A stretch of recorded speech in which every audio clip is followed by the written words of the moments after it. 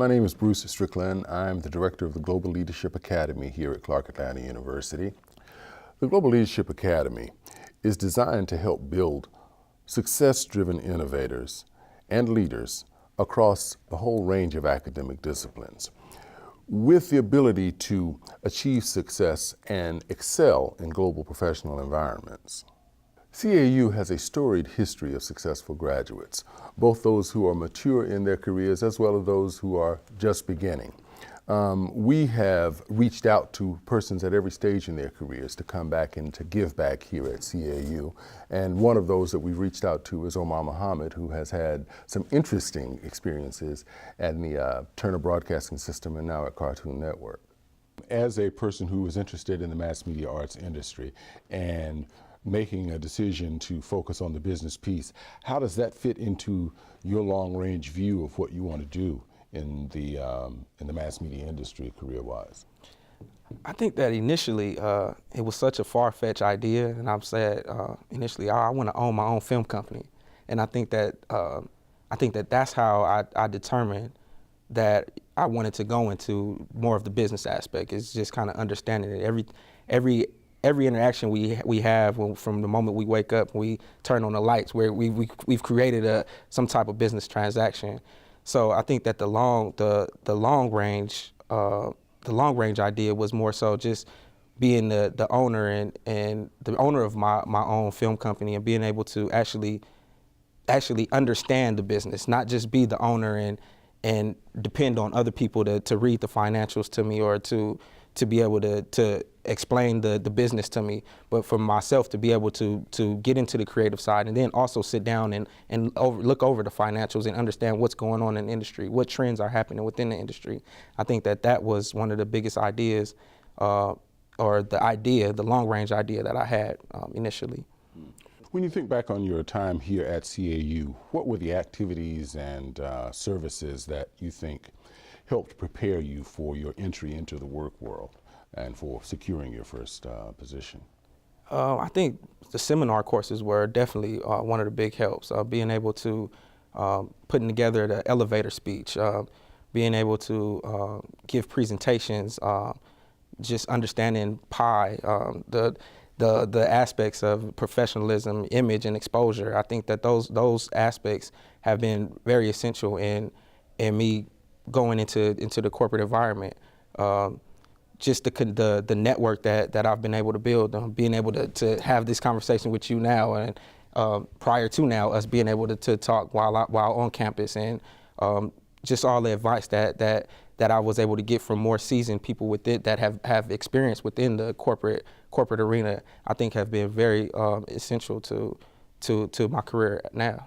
If you could go back in time and talk to yourself as a freshman, sophomore, junior, what would be the message that you take back to you?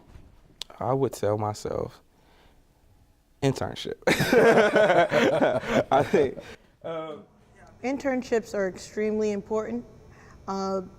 Just having that experience to bring to an interview just makes you a step ahead of the candidate next to you. With my experience as having done a co-op, it was a 6-month internship. I did leave school to complete it, but it was something that got me into many doors, and my resume got passed to a lot of executives because of that internship. The global village that we hear much about is an increasingly competitive environment, but it's also an increasing environment of opportunity. Our study abroad program at CAU here is designed to help our students get a perspective on the kinds of opportunities that are emerging on the world frontier by going out into an entirely new culture and learning about life from a different perspective. So I definitely encourage students to study abroad, use their study abroad experience to network, especially if they want to be entrepreneurs. So while I had this job, I was also pursuing my master's and doctoral degrees, and I noticed that within the field of education abroad, there were no programs that were geared towards science or many other disciplines. Most of the programs at that time tended to be language-oriented, culture-oriented, with very few courses and internship opportunities within specific majors. So I had an idea to start our own firm. I asked two of my colleagues, both professors at NYU and Columbia, which is where I did my graduate work, and we got together and started KEI. About KEI now, how many continents, roughly, how many programs do you have? We have 18 programs in 18 different countries, ranging from Europe, Asia, Africa, South America. They focus not just on science these days, but also business, psychology, still sciences, pre-med programs. Pretty much we focus on academic disciplines that tend to have a professional track associated with them. One of the things that we're trying to do here at Clark Atlanta University is not do study abroad for study abroad, but study abroad as an integral part of your career plan. First, your academic program, but then also within the context of your career. We want students thinking career from day one. And so what we see is that I tell students all the time that we don't want you just picking up a degree, because there are going to be thousands of students across the nation that will have the same BA or BS degree, studied the same thing you studied in school. What will give you that competitive edge? It's the international dimension that you add to your degree. And so, as Everett was just saying about the professional track in his programs, we want our students to have that professional track also, so that when they graduate, that they will have professional training, international training, and then also add an international dimension actually to their diploma.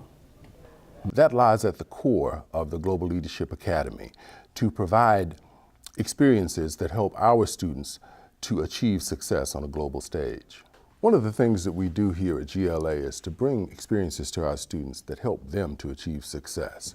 We've been fortunate in having the Target Corporation, one of the leaders in the global marketplace, to come and share 5 key things that employers look for in students. Companies want to know that you know what positions are offering and that you know information about them, because by doing that research up front, it shows an employer, they're really interested, they've done their research, they know what we have to offer, they're not just looking for a job. Because we want people that want to have careers, that want to be with us long term, that are passionate about us. They're not just trying to find something to pay the bills until something better comes along. When you're thinking about a career fair, there's 5 steps to working a career fair. So number 1, it's your resume, get it right. So we'll spend some time talking about that.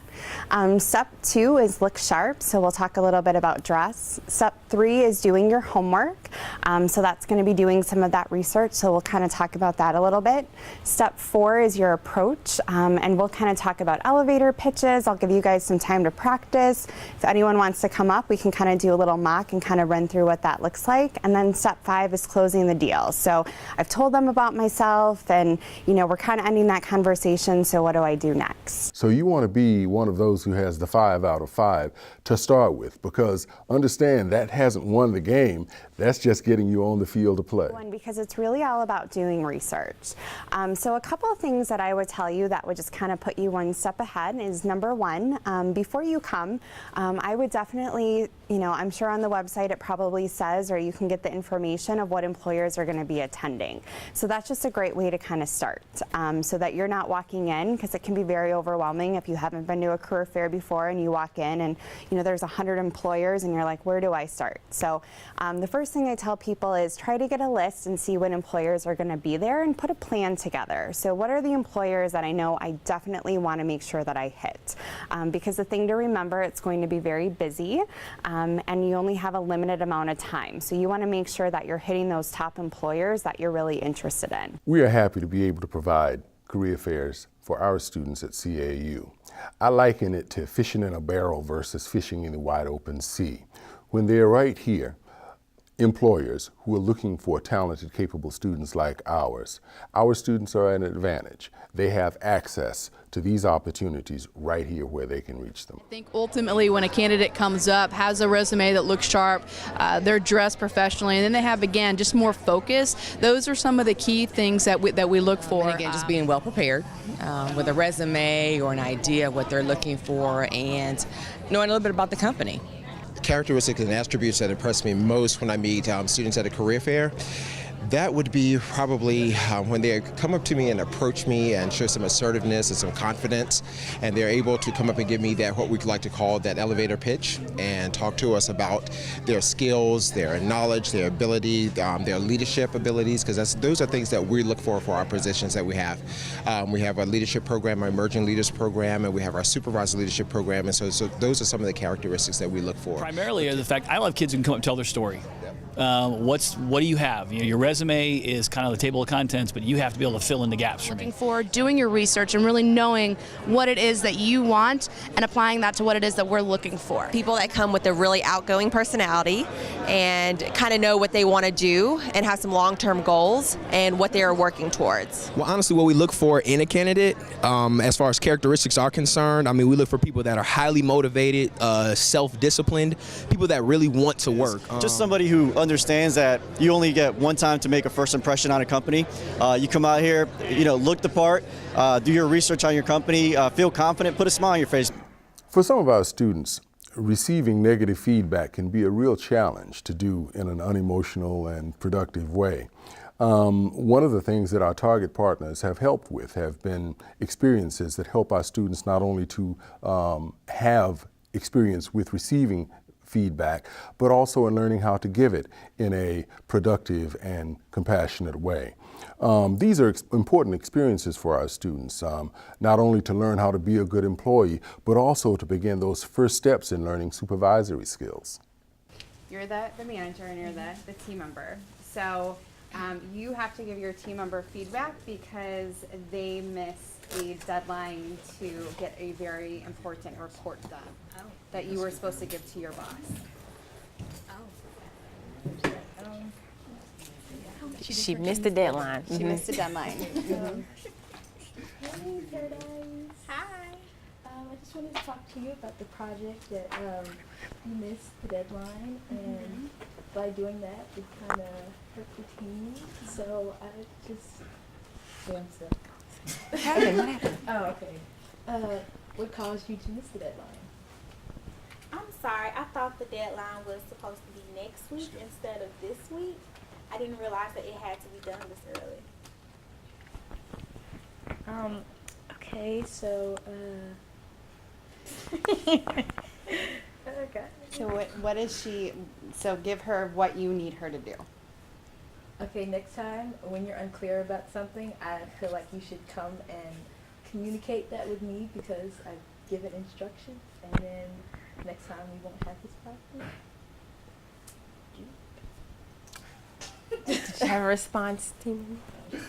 I would definitely come to you next time. I didn't realize that it was a big important thing that you needed right away, but I would definitely try to do better in the future. Okay, thank you. All right. This is definitely resolving. So you've addressed the behavior, you've expressed the impact, you've let them say their rebuttal so they feel like their value and their opinion can be heard. And so now you're going to tell them what you need them to do going forward. So it's kind of like if you have a problem, has anyone had anyone that just comes to them with problems all the time? I have an employee right now, she's a manager on my team, and she always comes with me with problems. And in my head, I had to sit her down and I had to talk to her because I said, you are an extremely valuable person. You have so much knowledge in this store. So if you could please, because I have so much on my plate, if you don't mind, when you come to me with a problem, if you'll please bring a solution too.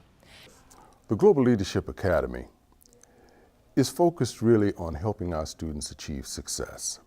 This is an increasingly competitive world, and even for bright and capable students, finding that first open door through which to start their professional journey can be a challenge. We work to bring experiences from that outside world here so that we can help them, one, to identify doors and to have the keys to open it.